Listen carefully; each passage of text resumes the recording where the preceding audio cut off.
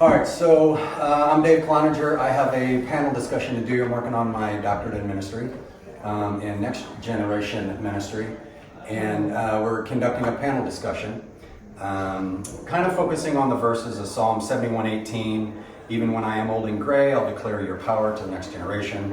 Titus 2:3-8 states that older believers are called to mentor younger ones, modeling godly behavior and teaching sound doctrine. One of the important things that we want to make sure that we're doing within the church with youth is multi-generational relationships, multi-generational discipleship. But sometimes there's a difference between the discipleship that happens at home versus a discipleship that's at church. So I'm conducting 3 panel discussions. One of them is today. And the topic today is going to be the importance of an ongoing and strategic youth discipleship program. I leave that open as to whether it's at church, whether it's at home, whether it's however that looks to the panel. It's open. That's why it's open for discussion. So again, it's the importance of an ongoing and strategic youth discipleship program. So kind of the ground rules we're just going to go through.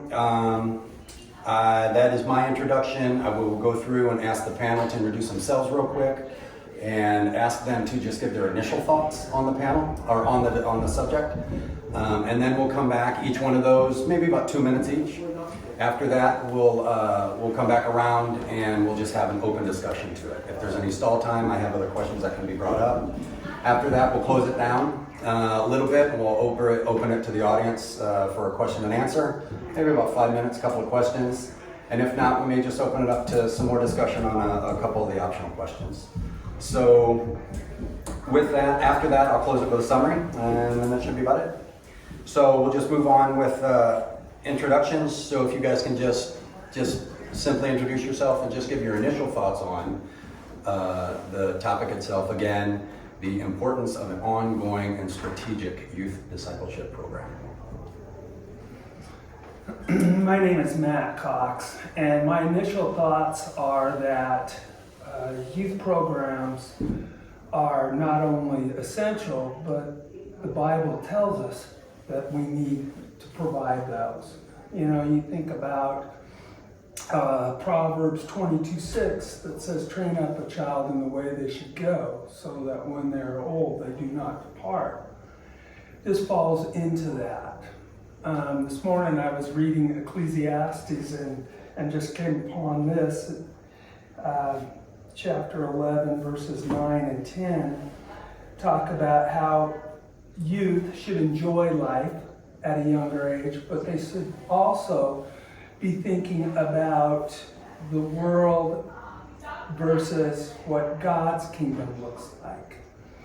And so, to me, youth ministries are really crucial, and the other aspect of that is the parents have to be involved.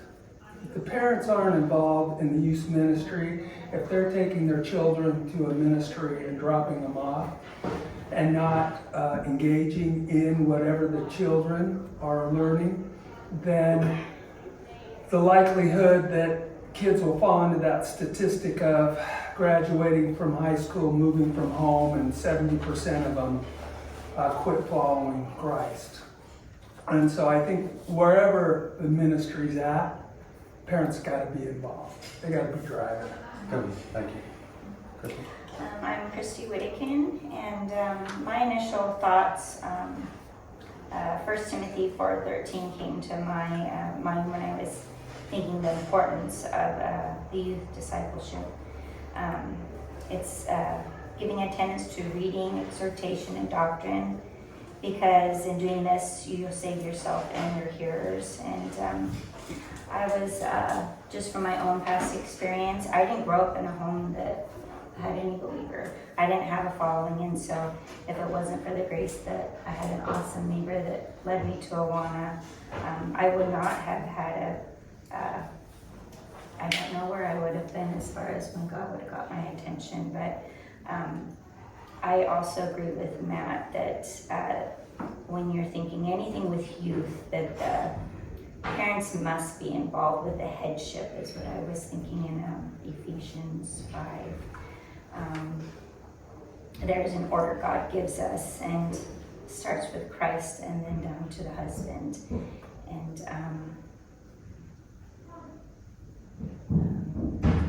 because we are to be a glorious church without spot or wrinkle.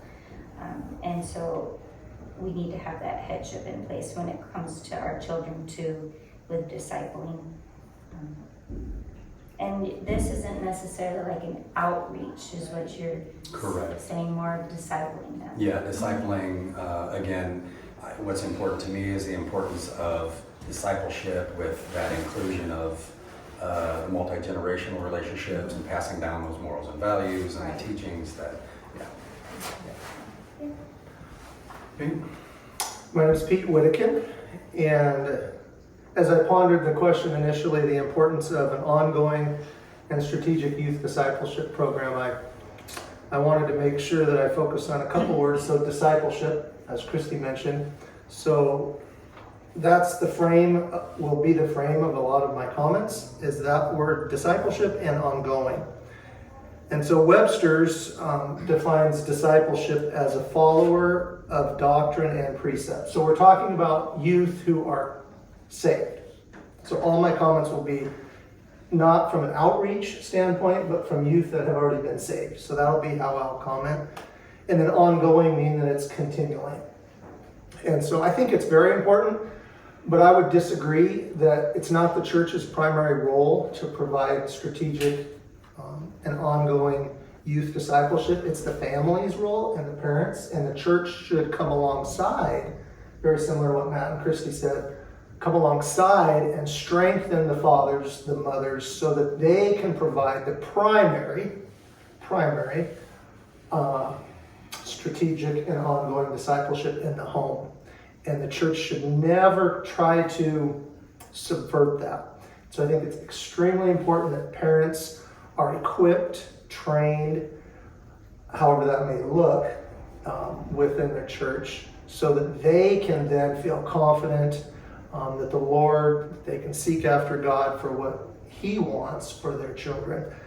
So that's extremely important to me as I answer that question, that whatever else happens from within the church, it's complementary to what the family is doing at home, and that those parents are equipped to do what God's called them to do. God did not give those children to the church to raise. He gave them to their family, their mother and father, to train up in the ways that they should go. So it's very important to me that personally, in my opinion, that I'm responsible for my kids and that I raise them the way God wants them raised. Another comment is Titus 2, and Titus talks a lot about older women training younger women to be sober, to love their husbands, to be good, to love their children, to be chaste at home and obedient to their husbands. And he encourages the men to exhort the young men to be sober-minded. So my other part of my initial comment is that we really have to model that. In Youth Group America, we put younger, hipper people with our youth, and we expect them to relate and train them, and that's the wrong model. The biblical model is older men with road miles teaching younger men who don't have the road miles. Older women with the road miles training younger women that don't have the road miles. And so I really appreciate when you see that in churches. So that's important to me, that we model what Titus chapter 2 is teaching. My name is Kelly Meyer, and the only thing I would add, since a lot of ground's been covered, youth discipleship, it can be seen as part of the Great Commission. We're to go out and to preach to all nations the gospel of Jesus Christ. And if we're going to keep this ongoing, then we've got to raise up leaders in the church. And the way we do that is through discipling young people, as well as evangelizing and bringing in new believers.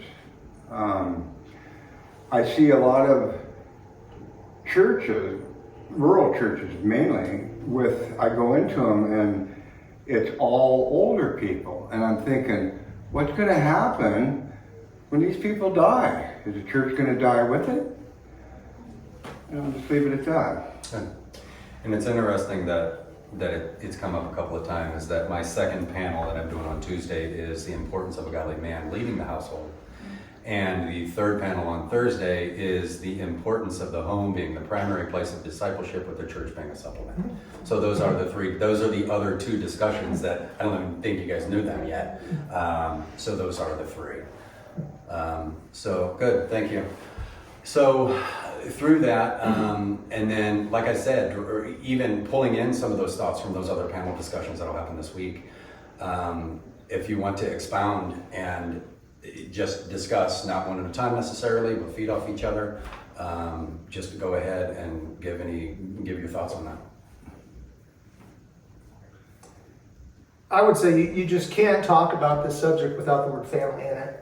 So the third one will complement this. I wrote that down. You can't talk about youth discipleship without the word family coming out. Your family, younger families, your family is the most important ministry, gospel spreader, most effective way to spread the gospel out of any other initiative, any other encounter that you will engage with. Your children and your family, that's the most functional way to show Jesus, is through your family. And we all fail, of course, but I believe personally that that's the most important and vital one. Do you think that in those failures is one place that I learned how important it was to apologize and to say that I do fail and I am, this is why I need a savior, this is why, and making those mistakes, and that through that, I hope too that my kids learn that it's okay to fail, but it's also okay to know when you hurt someone or do something you shouldn't, what have you, and then also apologize and learn through that. So I think that's important too. Yeah. Well, I think the home ministry is a place where families pray together. Children learn how to pray by praying together as a family. They have time where they're in the Word together, and so children learn by watching parents, by being a part of a home ministry where those spiritual disciplines are practiced and modeled every day. And I think that's super important. That's biblical too. I was supposed to bring them up in the nurture and admonition. They're not going to know what that looks like unless we show them, lead them in our homes, our daily life. Just like our Christian life at Sundays needs to identify every other day of the week. Yeah. How important do you guys think that I talk about it a lot, and Pete touched on it a little bit, somebody else did, is that multi-generational relationship. Is there a reason that we're moving away from, or does it seem that we're moving away from the multi-generational discipleship? Is that it's been blamed on technology, or it's been blamed on attitudes, or it's been blamed on fear? What do you guys think about the discussion revolved around multi-generational discipleship? Well, I would respond to that by saying possibly we could say that, yeah, it is decreasing. And if it were, my primary belief is it's because of the destruction of the nuclear family. Yeah. And when families separate due to divorce or death or whatever, then kids are confused. It just breeds confusion and really weighs heavy on their faith. I would say it seems like maybe before that, the destruction of the family kind of starts with parents not really seeing their role is that God gave you these children. This is your calling. This is your lifetime ministry, is to raise them up in Him. And it just seems like there's so many things to keep our kids busy, and it's like the enemy's distractions constantly. Like it is our job to school them. I believe, well, I'm totally for homeschooling. I'm not against public school, but I feel like that was my calling. That's God has called me to school my children, and I'm training them up that scripture. I just feel like that's every day of the week, not just on the weekends. It's Yeah, that multi-generational piece is, I have some strong opinions on that too. So if you don't know my background, Matt and I are both in public education. We've done it for many years. I think I'm in year 25 public school. So I've seen a lot through coaching, youth sports, through teaching, I used to be a youth pastor when I was very young. And I've seen a lot of youth and I've coached women's volleyball, girls high school volleyball, and I've coached men's, boys high school baseball. And so I've got to see a lot of young people, young ladies, just be totally lied to about relationships with guys in high school and where that comes from. And a lot of times it comes from they did not have a father at home that they trusted, that was their primary man, and so then they would resort to another guy in school for that affection or whatever they needed to fill that gap. But that multi-generational piece is so important. On the youth group side, I have some pretty dogmatic opinions. And one of my reasons I believe that churches look for young, hip youth pastors, whether they're female or male, but young and hip, we'll focus on that. Since we're talking, remember, discipleship. So I'm not an outreach event. I'm talking about within the church. That's where my frame is right now. So when I see that, the reason I think, and I was the young and hip youth pastor at Calvary Church that they asked to come. And so I look back and I disagree with exactly what I did when I was 19, 20, and 21. One, the reason I disagree with, or I think the church likes that model in general in America, not here, but in general in America, is we're looking for numbers. We're looking for growth in the church, and if we can bring them in with a program, the church will then grow in numbers. So I think a lot of times it's centered on growth, which isn't always the most effective and vibrant church that maybe God would want. And so I think that plays a role into it. I think it goes deeper, maybe back even to the degradation of, we push older people away, maybe World War II, communist philosophy with Hitler, and we tell our world, now this is a little bit outside of the church, but we tell our society that we only need young people that can contribute physically and maybe mentally to society, and so we push our older generation into homes, assisted living, away from where they need to be, right in the middle of these youth and helping them, like Titus 2. So that's another opinion that I have, or reason maybe why the church, maybe we bought into that subconsciously where we shouldn't have. So I would say those are two of my opinions on that multi-generational piece, the young hip and why we do it, and then the older, we just don't value them. And I think our younger kids will see a value if the nuclear family is close too, when they can talk to their, for us, we've had failures with our children, of course you're going to, but I can't put a price or a amount of gratitude that my parents have been close by and just have been a different mouthpiece. My mom is a lady of prayer, and you will never hear her toot her horn, but she prays like none other for, I know for but many people, but specifically for her grandchildren. And I don't know how Lord's sovereignty works through that, but I know He does.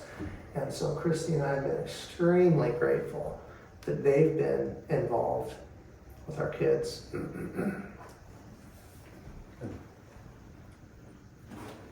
When you think about history leading up to the 20th century, I think that the family was the central place because kids worked with their parents. Families stayed on the same property, so proximity was closer. Right. It hasn't been until the last 100 years that we see mobility and opportunity to do other careers like what we're experiencing elsewhere. Yeah, I think you're right, Matt. We've lost a lot in terms of when intergenerations could live on the same property and then share that with the next generation and 100, 200-year-old farms where families are raised together. And now with industrialization and the breakdown of the nuclear family, we're scattered all over the place. And so what do? Do we try to recreate that artificially by grandparent programs or just throw that out? Right. Yeah, I like that. A lot of times within the church, since we want to encourage ourselves and look where we're faltering, maybe we'll have different groups for different ages. I'm very strong opinion on this. When we walk in the doors, it's almost the first thing we do is we split the family up. Yeah. And it's so encouraging sometimes to just see young families with little Annas sitting beside them. Not that Sunday school is, I'm not saying we shouldn't do children's church, but I'm just saying we do that and we need to be aware of it.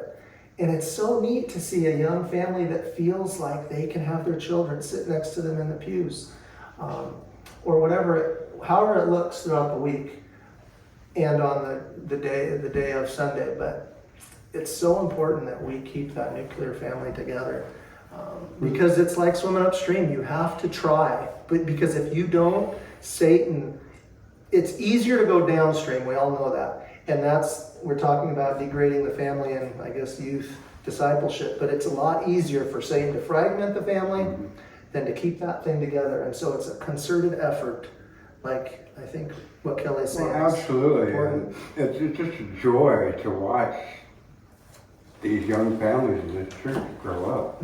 It's just awesome. One of the things that when I had to come up with the statement that I was dealing with, was one of the things that I had considered was, how important is Bible memorization programs? How important is Sunday school education programs? How does all that weigh out and factor with, again, I go back to my words, our multi-generational relationships, the involvement of, groups of people raising, the old adage of it takes a village, instead of just focusing on an education program or just focusing on the memorization of, but actually putting all that into practice, showing them how to do it. And one of the other things that I focused, or that I thought about, was new believers, new believer families. When a dad does come to Christ, or a family, or a mom, how do they know how to raise their kids if they don't know how to raise their kids biblically?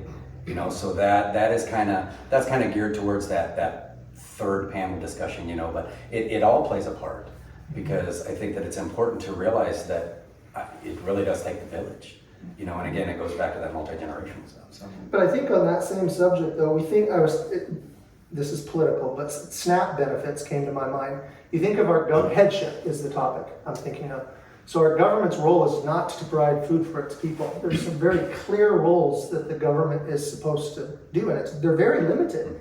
And if you think of that subject of headship in the church, I don't believe it is the church's primary goal to raise our youth. I believe it's the church's primary goal to equip the congregation, the men and women, to lead their families. And so then the families, the mothers and fathers, can go back home and equip, train up their children. And that may look different. I'm not saying that we can't have X, Y, and Z, but as a church, it's so easy when we're talking about youth discipleship to try to do too many things, and we lose focus on what is the primary goal of this government. But here we're talking church. What is the primary goal headship-wise of this church? And so we empower the Petes and the Christies and the Joshes and the Brooks someday maybe, or the James, so that you can go and pour into your family. So it sounds like we need to balance these discipleship programs with programs that focus on marriage and parenting, biblical parenting. And maybe right now there's too much emphasis on the first one. I don't know. Yeah. Yeah. And again, that's why I'm curious to see what comes of that third discussion also, because it all plays its part, like you just said, it all plays its part in the grand scheme.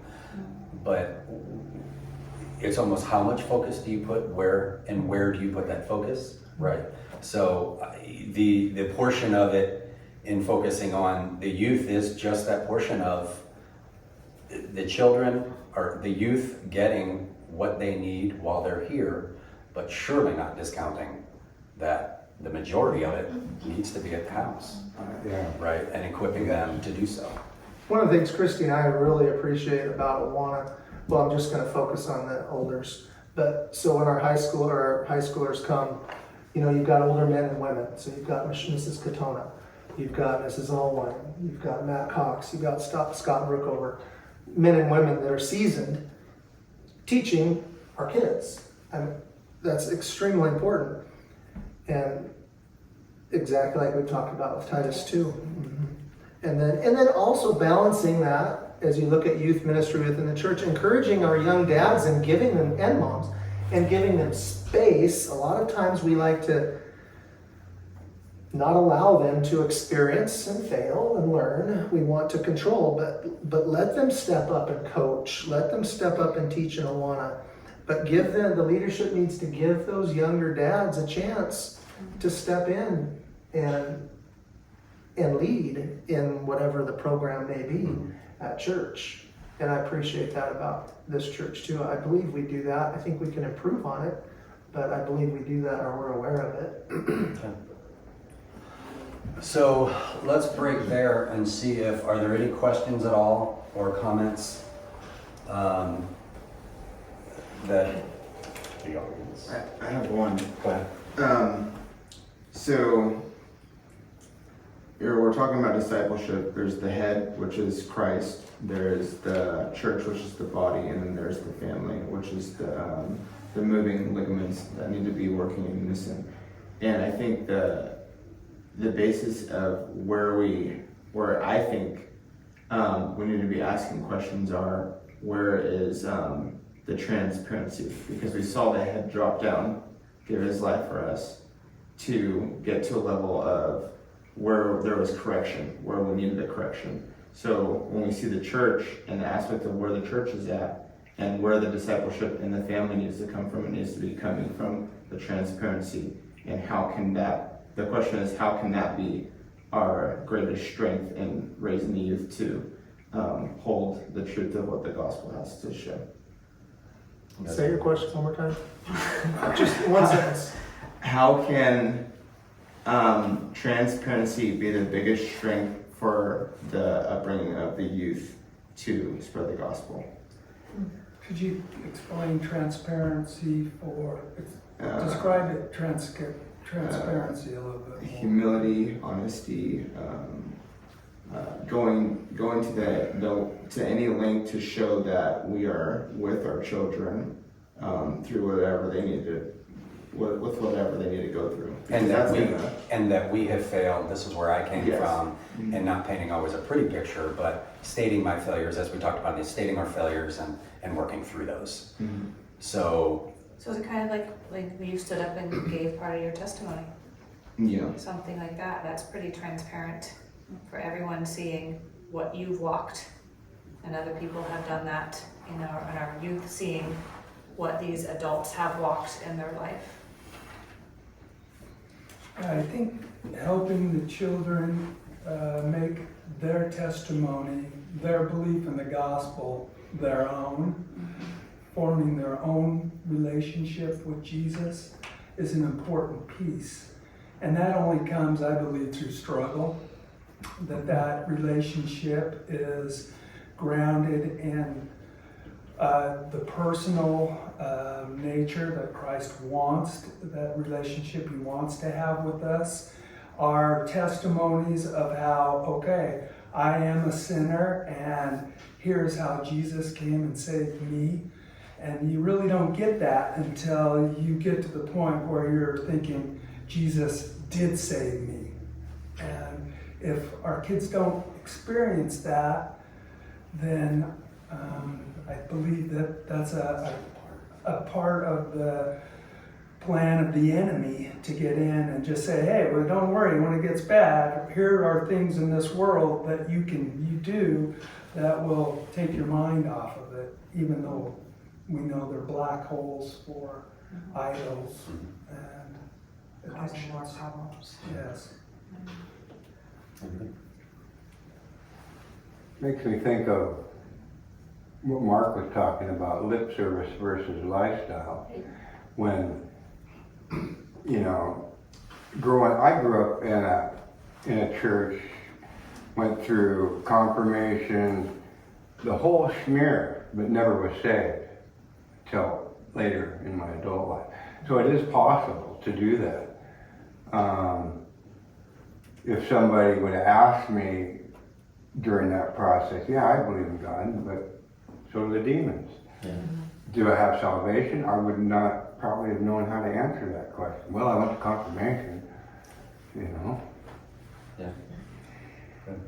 So what programs would you guys suggest we develop in this church in order to be more intentional about discipling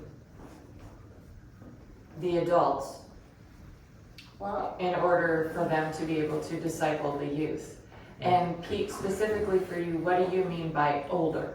Can you give us a definition for that? Really Because That's good. Titus didn't say that either. I'll give you a good You might be older old than sitting Jesus there, but I Christ. don't know about the rest. but I'm not older than your mom. So Yeah. So what does older mean, and how old do you have to be in order to be able to parent, disciple up another person? Good question. So on the subject of family, I would say older. I was thinking about this on the way here. Well, Pete, what is older?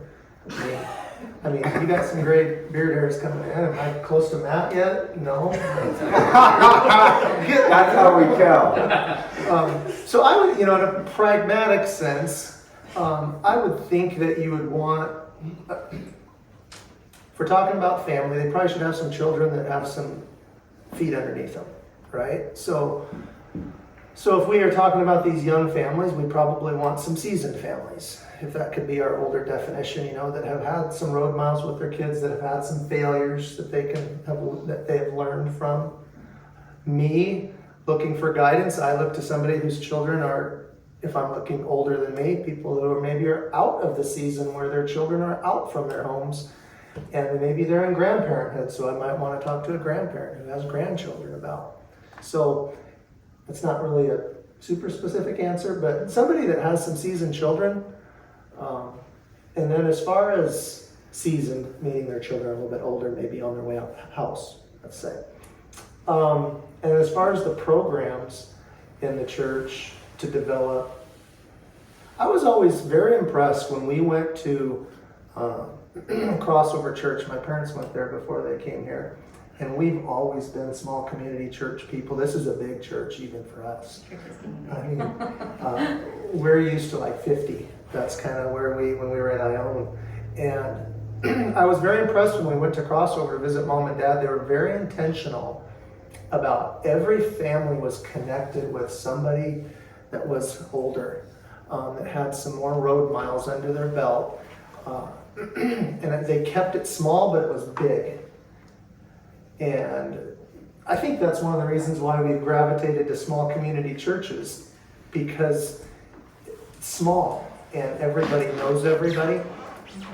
And we've always appreciated that. So that's not a specific answer to your question, but I think you keep it small, you keep families connected intentionally. The leadership is intentional about connecting families with more seasoned families.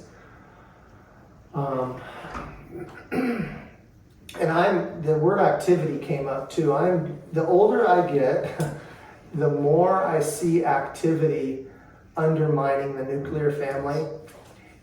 And so we're preaching to the choir, Christy and I, we have some children doing things, right? And so one of our big things, we call, as we're talking about our kids that are still under our roof, we're constantly having this discussion about activity and what's the why behind it. We share that with our kids. What's the why behind this program? Or why, Justice, are you running cross country? What's your why? Is it just for another time? Is it for another record, or do you have a better why? Do you have a higher why? And so if it doesn't pass the why test, and we try to get our kids to own it, if it doesn't pass the why test, then maybe let's just cut bait and cut it out of the routine. Does that help answer what your question was generally? In a way, so this is a small church for us. Like, I worked at a church of 5,000 or so. Wow. I was on staff. And so I was just curious what that answer would be, because they're very intentional about small groups. Yeah. Because as the church grows, as this church is growing, I can see the problem already of not everybody knows everybody anymore. Right. So what are we gonna do about it? It's too easy to remain anonymous. Yeah, and so the intentional discipleship would be connecting people, but as the church grows, it's gonna have to be in smaller and smaller groups where that small group is doing life together intentionally and discipling intentionally. And so I was just curious what that answer was as this church gets bigger. Just what you said. Yeah. Keep connected, small groups connected, and be Intentional. intentional. Leadership has to.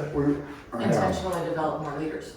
Well, not more necessarily more leaders, but it's just like a what do you call those Multi-level flow charts, learning, right? You just have a flow chart, if you will, and these leaders are connected with these families, and if little Caleb breaks his leg, you know, this is the leader that should know about the Whittakins' little Caleb if he breaks his leg, and you keep big small, and you have a very intentional network for which leaders are keeping the church, keeping their group small and discipling. And staying in contact. Yeah, with staying in them. contact, knowing what's going And we on. were doing a thing called life groups, and I don't know where that's at in this church, where groups of people were getting together on a monthly basis, and that way we were getting to know each other on a more personal level. I don't know I haven't heard about life groups for months. I don't know what's going on with that. I know some people are still doing them. Yeah. Ours kind of fell by the wayside So did ours. with ours of activities of the Thanks. younger ones. That's but our life group was really neat too. We had a seasoned couple with no kids in the house, and then Dave and I with kids in the house, and then there was a couple who just had a baby and a couple with no babies. It was like that was fantastic. I really liked how that was. One more, Tor? Yeah, I mean, my thought on the whole older thing is to not have a fascination with age or Yeah. earthly age. And, as I've been going to Bible studies, one of the questions I had during one of the Bible studies was, I want to make disciples, but I'm new to the faith. And so I had this internal struggle of like, how do I do this? And they gave me good answers that you can bring people up to where you are. And obviously you can't go any further. So for me, it's I have to get in the Word and know God's Word, and I can only bring people up to where I am. So when I hear older, to me that just means somebody older spiritually in their walk Right. with Jesus. Yeah, we only know what we know. Yeah. That's a great point. So the age thing to me doesn't make sense to focus on. And what I have learned, I call it, when I was a baby Christian, is what I always say, is what I had learned from one of my mentors was, he said, always have a Paul, always have a Barnabas, always have a Timothy, always have somebody that's no better than you are, always have somebody as your equivalent that you can share with, hold accountability to, always have somebody that you're bringing up. So that's what it was explained to me when I was, so. But on that older subject, we have to put ourselves in a position, in that headship idea, a position of submission to an older Yes. person. We have to be willing to ask a question, to say we're struggling, to ask for confession, and not be prideful and think we've arrived ever, because we definitely haven't. But we want to make sure that we always, kind of like Kelly was saying, it's kind of neat to be in a life group where you have that. What would be the word? Kind of, I call it like almost the whole life cycle of family. It's Yeah. You do life together. Yeah, and so everybody's willing to, that younger a family that comes to my mind, and I'll just call them out, but the Barenbergs, Tyler and Amanda, Yeah. they are very intentional about asking questions. You'll see them. I bet you a lot of you parents have had questions asked by them. Yeah. And I think that is just phenomenal. They're very humble in that they're willing to ask, well, what would you do here? What would, and I think, wow, they're just doing what Titus 2 is telling them to do. You know? Closing thoughts, real quick, anything? I just read this morning, and it was just kind of talking about elders. In 1 Timothy 5:1, rebuke not an elder, but entreat him as a father, and the younger men as brethren, the elder women as mothers, and the younger as sisters with all purity. So we're all family here, and so we're all going to struggle, and maybe I'll have to look to maybe Mrs. Weedy or an elder woman than me, just as my mom, if I need any help, and you're like a big brother to Joshua, Topher, and it's just neat how God makes the family, the church, a whole family unit. Good. Anything? Good. Well, I appreciate it. Thank you guys for staying.